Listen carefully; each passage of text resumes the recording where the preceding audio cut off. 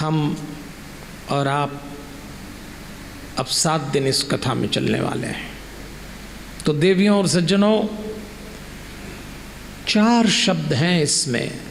भागवत, भ से भक्ति, ग से ज्ञान, व से वैराग्य और त से त्याग। एक और अर्थ है भागवत का, भागमत। ये भी बड़ा अर्थ। अब आप कहेंगे कहाँ भाग रहे पंडित जी, बैठ तो गए चुपचाप हॉल में। ना ना, ये भागमत नहीं। शरीर से तो क्या राजा बेटे की तरह बैठे हैं सब लोग।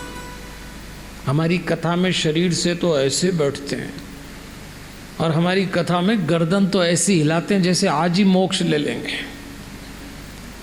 लेकिन भीतर से कहाँ हैं। भाग रहे हैं सब लोग। किसी को ससुराल याद आ रहा है, किसी को मैके, किसी को दुकान, किसी को धंधा, किसी को नौकरी, किसी को बाजार। भागमत। 4 बजे से 7 बजे तक यहीं बैठिए, न बाहर से भागिए और न भीतर से। ये भी एक अर्थ है भागमत। इसके स्वरूप पे बड़ी चर्चा है देवकियों सज्जनों। पिबत भागवतम रसम आलयम मुहु अहो रसिका भुवि भावुकाः। जब तक शरीर में चेतना है, इस भागवत रस का निरंतर पान करिए, क्योंकि ये पृथ्वी पे सुलभ है। हम जो कथा सुनने वाले हैं देवियों और सज्जनों, पहले दिन आपसे निवेदन कर दूं कि हम 4 आधार पे इस कथा को सुनेंगे।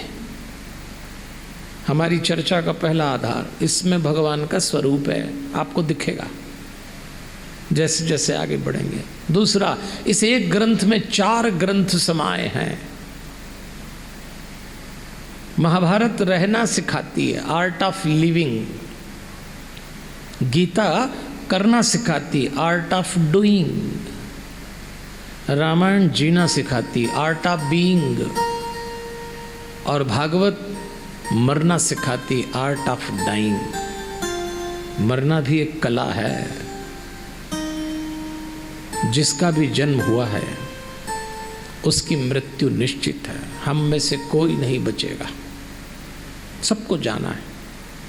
और जब जाना ही है तो जान तो लें कि मृत्यु क्या होती है। यही ग्रंथ सिखाएगा। तो पहला इसमें भगवान का स्वरूप है, दूसरा ग्रंथों का सार है, तीसरा इसमें जीवन का व्यवहार है। हम सबके मोटे मोटे 4 जीवन हैं। प्रोफेशनल लाइफ में परिश्रम रखिए, सोशल लाइफ में ट्रांसपेरेंसी, पारदर्शिता रखिए, फैमिली लाइफ में प्रेम रखिए, और पर्सनल निजी जीवन में पवित्रता रखिए। ये भी 4 प्रसंग इसमें आएंगे। प्रोफेशनल लाइफ में परिश्रम रखिए। देवियों और सज्जनों, ये घोर परिश्रम का युग है, आलस्य अपराध है। आप लोग करते भी होंगे। समाज के जीवन में पारदर्शिता, इतना ट्रांसपेरेंट जीवन होना चाहिए हमारा, जैसे लाइब्रेरी की टेबल पे पड़ा अखबार, जो चाहे पढ़ ले, कोई दुराव नहीं, कोई छुपाव नहीं। तीसरा, फैमिली लाइफ में प्रेम रखिए, अपनापन, करुणा, दया। चौथा, पर्सनल लाइफ। याद रखना, निजी जीवन का शब्द मैं कई बार बोलूँगा। निजी जीवन का अर्थ वो नहीं होता कि आपने अकेले जो समय बिताया, वो नहीं होता। निजी जीवन का अर्थ होता है जो समय आपने अपनी आत्मा के साथ बिताया। क्योंकि हम लोग 3 बातों से बने, शरीर, मन और आत्मा। ये बात ध्यान रखिएगा। इसलिए भी हम इसमें अपने जीवन के 4 व्यवहार देखेंगे और दाम्पत्य जीवन के 7 सूत्र 7 दिन में सुनेंगे। ये चौथा आधार है। हम सब घर गृहस्थी लेके बैठे हैं। पहले दिन का सूत्र आज का संयम, दूसरे दिन संतुष्टि, तीसरे दिन संतान, चौथे दिन संवेदनशीलता, पांचवें दिन संकल्प, छठवें दिन सक्षम होना और सातवें दिन समर्पण। हमारी गृहस्थी में ये 7 सूत्र क्या काम आएंगे हम देखेंगे। तो चलिए 4 आधार पे हम कथा सुनने वाले हैं, धीरे धीरे कथा में चलते हैं। अब इस कथा में चलें, इसके पहले एक कथा सुने। जो प्रसंग मैं आपको सुना रहा हूं वैसे तो पहले स्कंद में आएगा। 12 स्कंद है ना, 12 सेक्शन, 335 अध्याय, 335 चैप्टर, 18,000 श्लोक। तो देवियों और सज्जनों, पहले स्कंद के चौथे अध्याय में कथा आती, वो हम अभी ले रहे हैं, क्योंकि ये मालूम होना चाहिए कि ये जो कथा आप सुन रहे हैं ये लिखी क्यों गई। अगर हमें ये नहीं मालूम कि कथा लिखी क्यों गई तो सुनने का भी कोई मतलब नहीं है। ऐसा हुआ, व्यास जी एक बार अपने आश्रम में बैठे हुए। व्यास जी कौन? इनको वेद व्यास कहते हैं। इन व्यास जी ने नारद जी से ज्ञान प्राप्त किया। नारद जी को ज्ञान किसने दिया? ब्रह्मा जी ने। व्यास जी ने उस ज्ञान को 4 भाग में बांटा तो 4 वेद बन गए। लेकिन वेद सब पढ़ सकें संभव नहीं था, तो उन्होंने 18 पुराण बनाए व्यास जी ने।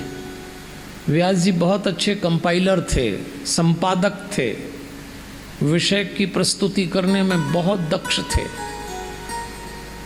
ये वही व्यास जी जिन्होंने महाभारत लिखी, उस काल में हुए। अपने आश्रम में बैठे हुए एक दिन और उधर से नारद जी निकले।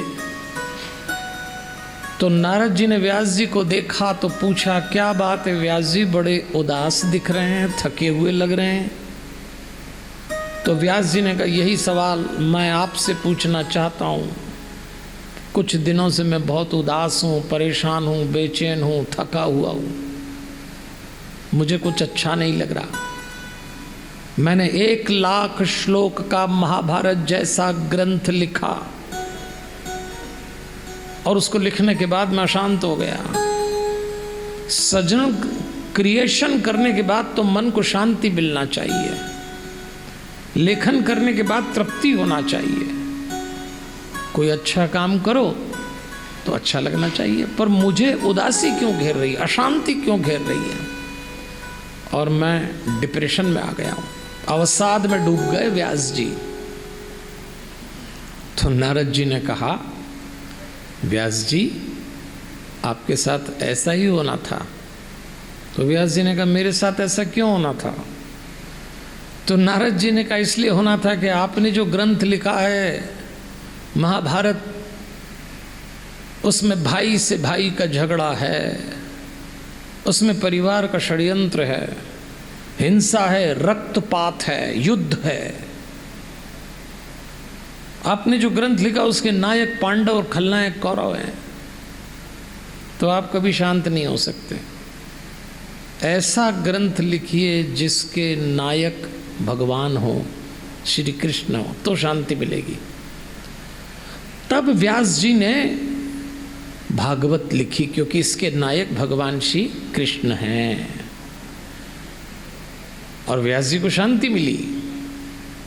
इस ग्रंथ को सुनने के बाद हम सबको भी शांति मिलना चाहिए। हम सब जितने लोग यहाँ बैठे हैं सब कहीं ना कहीं अशांत हैं, बेचैन हैं, परेशान हैं। कोई किसी से कहता नहीं है, क्योंकि हम लोग एक्टिंग करने में इतने माहिर हैं कि शांत रहने की ऐसी एक्टिंग करते हैं कि कभी कभी तो दूसरों को देख के लगता है इनका बड़ा अच्छा चल रहा है, अपनी बड़ी प्रॉब्लम चल रही है, किसी का अच्छा नहीं चल रहा, सभी तवे पे बैठे, किसी का अच्छा नहीं चल। जिसको छू लो अकेले में वही फट पड़ता है।